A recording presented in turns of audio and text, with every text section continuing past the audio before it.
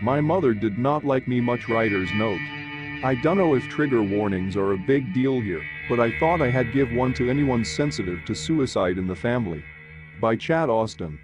My mother and I never really got along, don't get me wrong, she made an effort to appear that she loved me, but she always kept me at arm's length. I tried my hardest to impress her, to please her, but there was always this sense of mistrust in her eyes. She seemed so sad when she looked at me.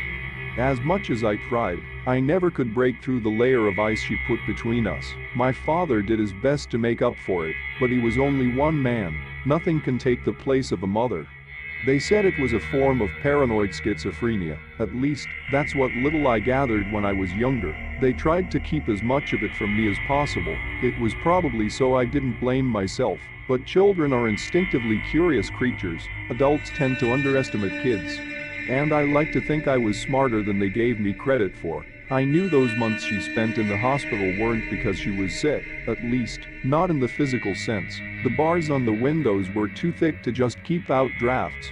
My father took me to see her for the first couple of days. The doctors eventually forbade him from doing so. It's not like I minded though. She would yell upsetting things every time I entered the room, and wouldn't stop until I left. She screamed that I wasn't her son, that she hated me, that I was a monster. You can imagine how I felt hearing this as a child coming from someone who was meant to love and cherish you. However, I knew it wasn't really her screaming those things at me. She was my mother no matter what. I suppose that's why I never hated her for it. It wasn't her fault that she felt that way towards me. Hell, she even tried her best to fight it. I guess that meant she really did love me after all, right? And, really, who would I be to talk?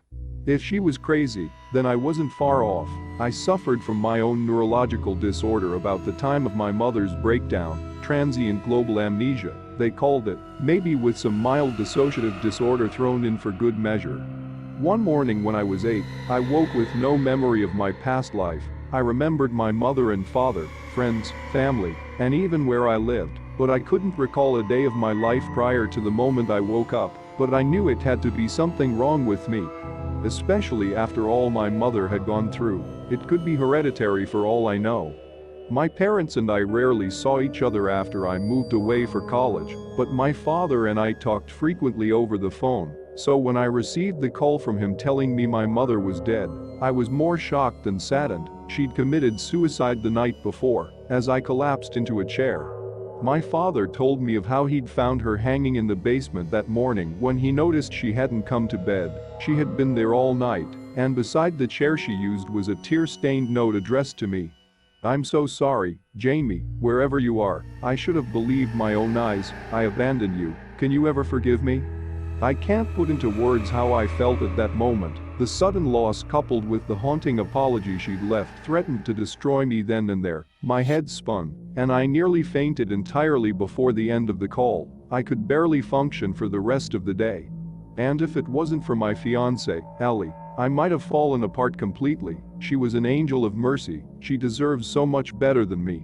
I was glad that my mother's funeral was scheduled for that week, since I couldn't imagine stretching this ordeal out over a longer period of time.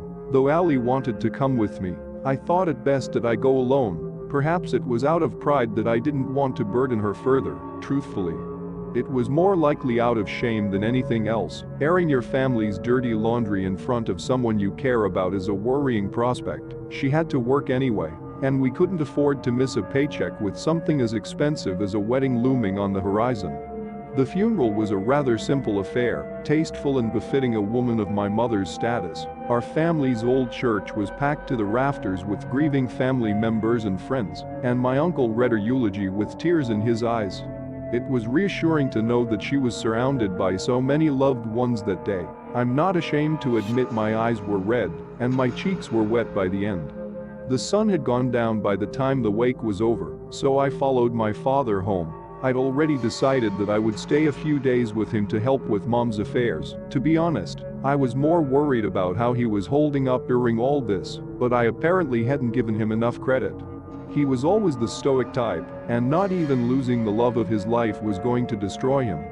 I still smile when I think of the two of us sitting in the den with cups of coffee chazzed with scotch, laughing about the time our 80-year-old neighbor chazzed me through his yard with a weed whacker. Unfortunately, the conversation took a more somber turn as night rolled in.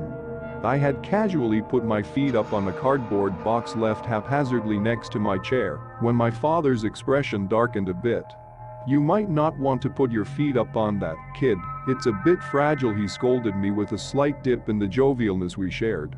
I gave him a curious look before turning a glance to the box itself. It was rather old with fading lettering on the side reading family movies in smudged permanent marker. It smelled musty, like that familiar odor unique to every basement in the known universe. I looked back at him with a smirk and retorted, "Getting sentimental, old man? Trying to remember a day when you still had color in your beard?" Dad stroked his aforementioned graying beard with a thoughtful expression. I thought it was odd that he didn't immediately come back with a snap of his own. "Actually, it was your mother that dragged those old tapes out a couple weeks ago. She used to record everything you did with that silly camcorder I got her. I mean, until, well, you know." I didn't know for sure, but I had an idea, "Until she lost it, you mean?" My father nodded with a grimace. I knew I was being a bit harsh, but the events of the past week had left me a little numb to it all. Capra's delusion. "Not sure if we ever told you, not that it makes much of a difference really." He sighed heavily, leaning back in his seat. "She really did love that thing. Took it with her everywhere we went. I swore she was going to be a Hollywood director or something one day. I wish she'd kept up with it after her breakdown, it might have helped." The conversation eventually drifted off to other subjects, but I couldn't stop thinking about the videos. It seemed like such a passion of Mom's, like she left these tapes behind specifically for me to watch, or perhaps it was my own ego wishing she had. Then there was the fact that I still don't remember a thing that happened before I was 8, and my mother had documented our lives up to that point on video. Maybe watching them might help me remember what I'd forgotten. Either way, I knew I had to watch them.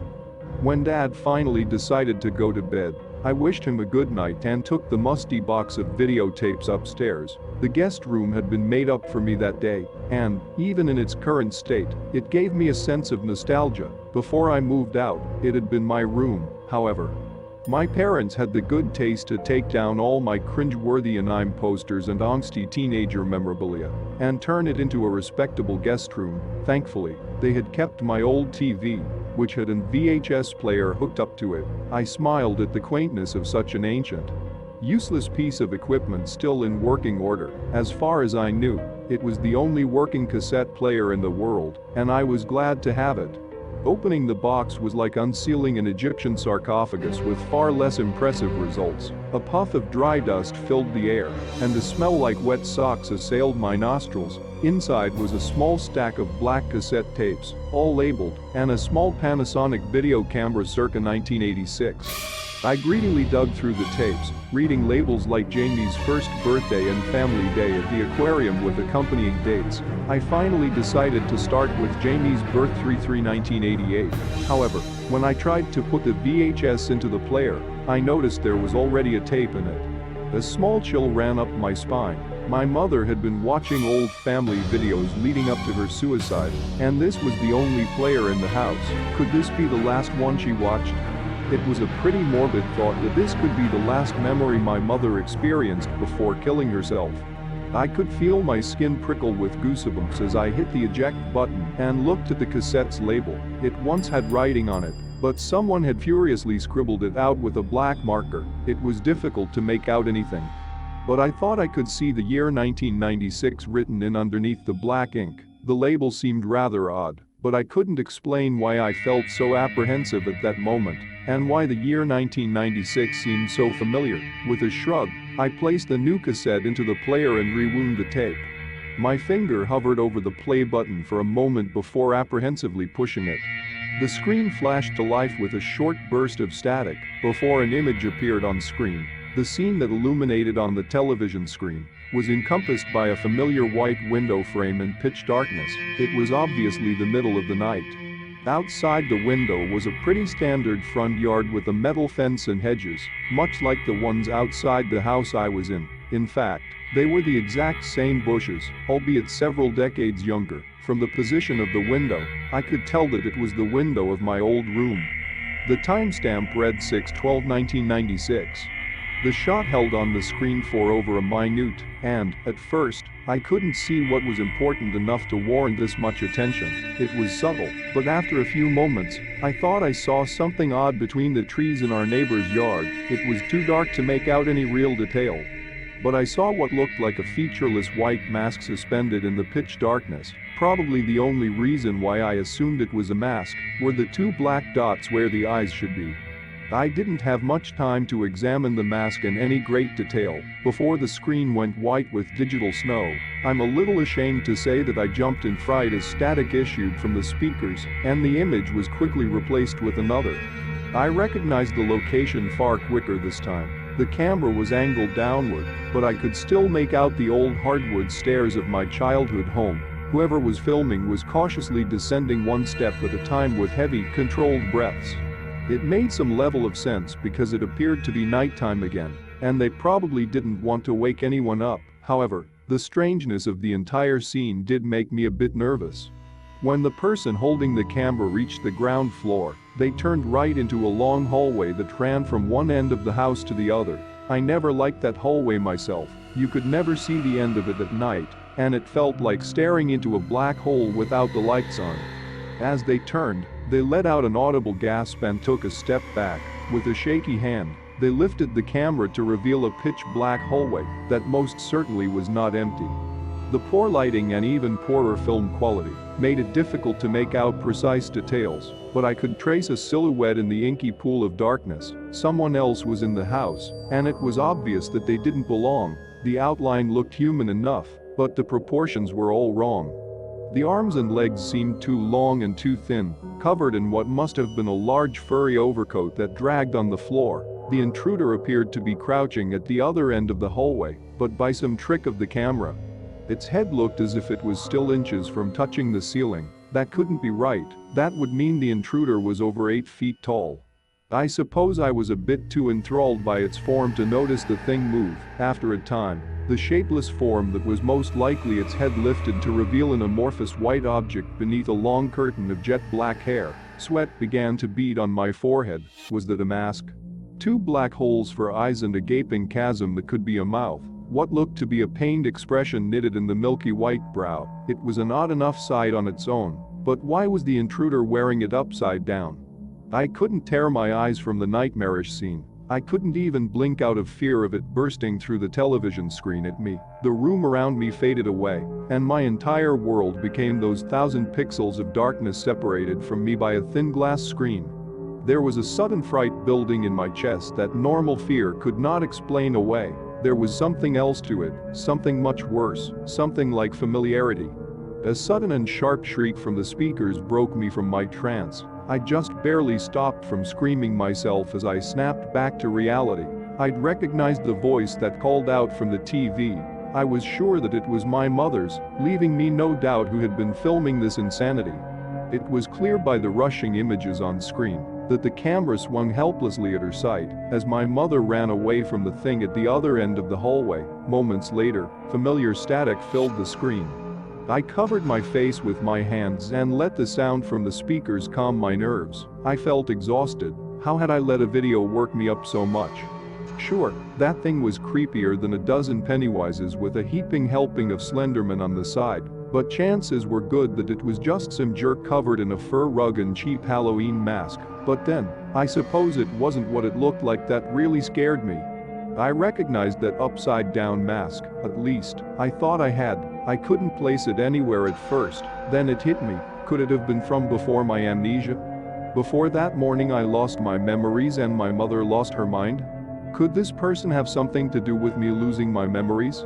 In the end, the questions outnumbered the answers and all I was left with was a headache.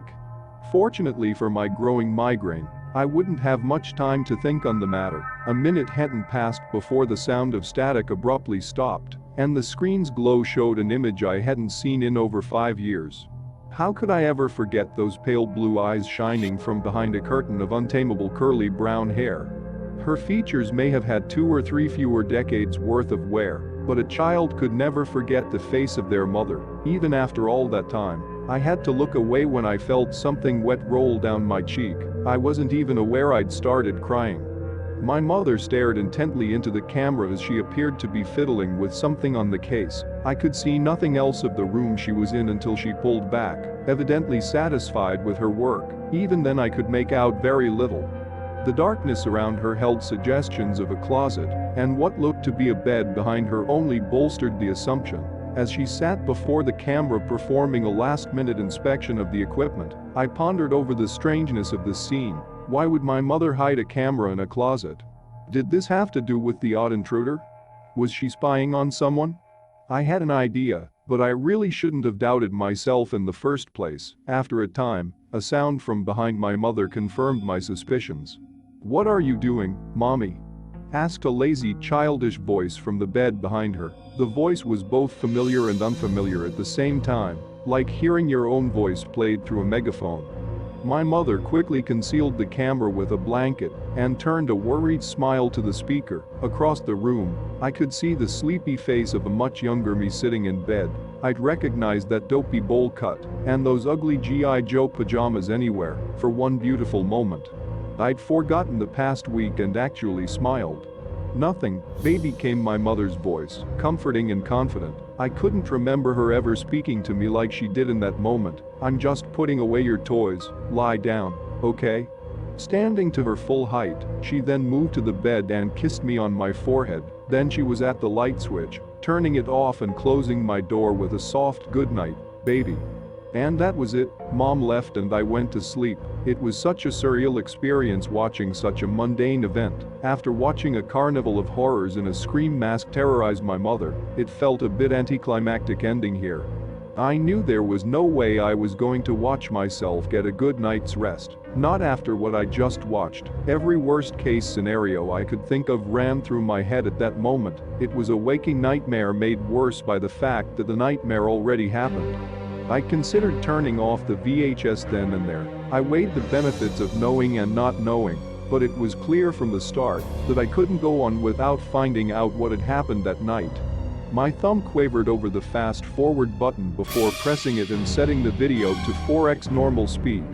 Even with the increase in speed, watching my younger self toss and turn in his sleep was agony. I couldn't keep my mind from wandering to less pleasant outcomes. I tried to focus on watching the shadows cast on the floor by the curtains and solitary tree outside my second-floor window. But my eyes were drawn to the darkness beneath my bed. I was sure some monster was about to reach out from void and pull me below.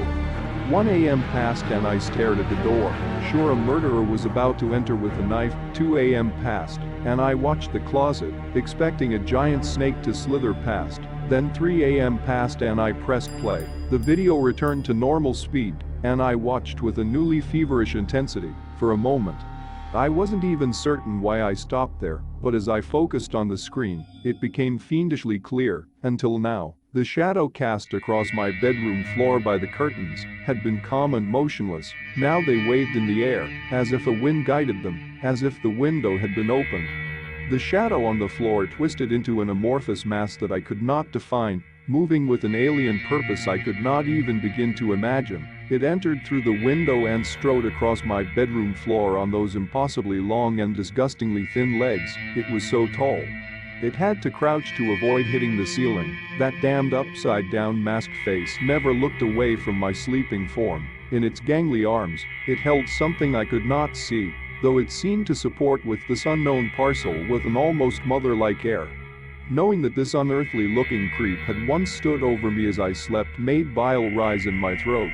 As I stared at its disgusting, fur-covered form, I wondered how I could have assumed it was human in the first place. Its limbs were too long and thin, and its height was nothing short of monstrous. Even that strange white mask seemed to twitch as if it was really a face. It could have been my mind playing tricks on me, but at that moment, I was sure the thing that loomed over me was nothing natural. The creature's hand extended towards my sleeping form, delicately thin fingers wrapped around my small body, and it was odd how I did not wake. I didn't make a sound as the thing lifted me out of bed and held me to its chest. I looked dead in its grip, increasing the strangeness of the entire image. I was so distracted by my reaction that I nearly missed the bundle it held in its free hand. The monster lowered its burden to my bed and covered it in my blankets. At this angle, it was impossible to see just what it was that it left in my place. My heart nearly beat out of my chest as the thing turned away from my bed with its new prize cradled in its arms. It slunk back the way it had come with slow, measured steps of its emaciated limbs, but as it neared the edge of frame, it hesitated a moment. The sudden halt caused me to gasp audibly and, as if it heard me, the creature turned its head towards the camera. For a moment, it simply stared into my eyes, then, as if in slow motion, the grotesque mask's jaw unhinged, and there arose the most nightmarishly distorted screech I've ever heard from the television speakers.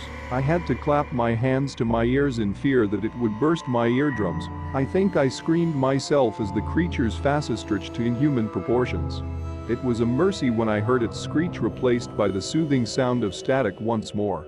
I can't even begin to describe the condition the video had left me. At no point did I notice I was sweating, but the perspiration had soaked through my shirt. My muscles had tensed so tightly that I now felt sore and achy from head to toe. I was mentally drained, and I could only tackle the questions that plagued with feeble exhaustion. How could this be real? There was no way this tape could have been faked, not with my mother and I both playing unwitting parts in this ghastly reproduction. But what else could explain it?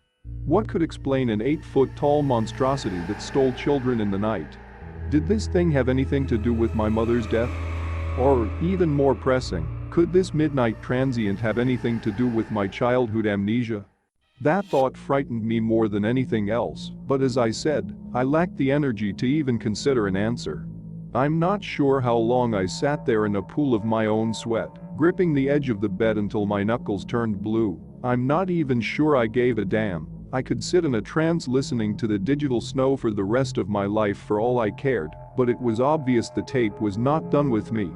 Whatever that amorphous creature did to cut the camera's feet, it obviously worked rather well. The first thing I saw on screen after the static cleared was my young mother's face lit by the early rays of a morning sun. For a moment, I felt safe again. Like I was wrapped in a warm blanket on a cold winter's day. Seeing my mother's face reminded me that not everything in the world was a waking nightmare. I think I smiled a little as I watched her busy herself with the camera. Who could blame me for my sentimentality after all I'd seen? That moment of self-indulgence was the last time I felt like a man. It was the last moment of comfort I will ever feel. In those last few seconds, I could see the purest form of love and concern for a woman's child. Some days, that's the only thing that keeps me going, even though I know that her love wasn't truly meant for me. She was in the closet again, fussing over the camera she found switched off. It must have frightened her to find it in the state it was in. She had no idea what the thing had done that night, and had no idea what horrors could be waiting for her underneath the covers of her child's bed. I think that was the worst part, not knowing just what that monster had left in my place. My moment of dreadful contemplation was broken, however, by a soft rustle from behind my mother. I could hear it, but my mother apparently did not. She only turned when she heard the thing speak. The sound of its voice made me gag. I had to slap a hand to my mouth to keep from vomiting. It wasn't its apparent grotesqueness that sickened me, it was its familiarity. The message was very simple. It simply said, "Mommy, what are you doing?" But it spoke in my voice, and when she turned to address it, it looked at her with my face. I haven't been back to my parents' house since that horrible night, but I try to keep up with my father as much as I can. I'm all he has left, after all. It's been difficult, however, these thoughts will not leave me be, and I've found it hard to keep a job. Not even my dreams are safe from them, and I've found it easier to just avoid sleep altogether when I can. Ali left me yesterday, and I think it is for the best. I always knew she deserved better than me, and I finally know why. Even now I can't help but dwell on the implications of that night. Can I truthfully say that I am the boy who fell asleep that night, and not some poor imitation born in the arms of a night-haunting monstrosity? If I was honest with myself, I had wonder why the real me would not remember a day before that moonlit visit from a nightmare. But then, what does that make me? Am I just like that thing who stole my doppelganger in the middle of the night? Or perhaps I was stolen from another world and exchanged in this one? The worst thing about it all is just how useless these questions are, since I am no closer to an answer than the day I first asked them. I've began to dream about him now, the thing that brought me here. He perches himself over my bed as I sleep, that pale, upside-down face framed in matted black hair, only watched me at first. As the dreams became more frequent, the black creature began to speak to me. But I could not understand the words, they came to me as whispers in languages I had never heard before, yet they still seemed familiar. Though I don't understand what he says, I do not believe he means me any harm. However, he still fills me with unbearable dread, for I know what he wants, you see. He plans to return for me, he always has, and when he does, God only knows to what horrors he will draw me. I don't blame my mother, if I can still call her that, not for how she treated me. Her rage came from the sense of failure she had for not believing her own eyes, for not saving her son. I could never imagine how that must have felt. There's a great many things about this whole ordeal that I do not understand, but there is one thing I know for sure, that note my mother left the night she killed herself wasn't meant for me. Thanks for watching. If you enjoyed the video, hit that like button to support my work. And as always, enjoy the fear, my dear.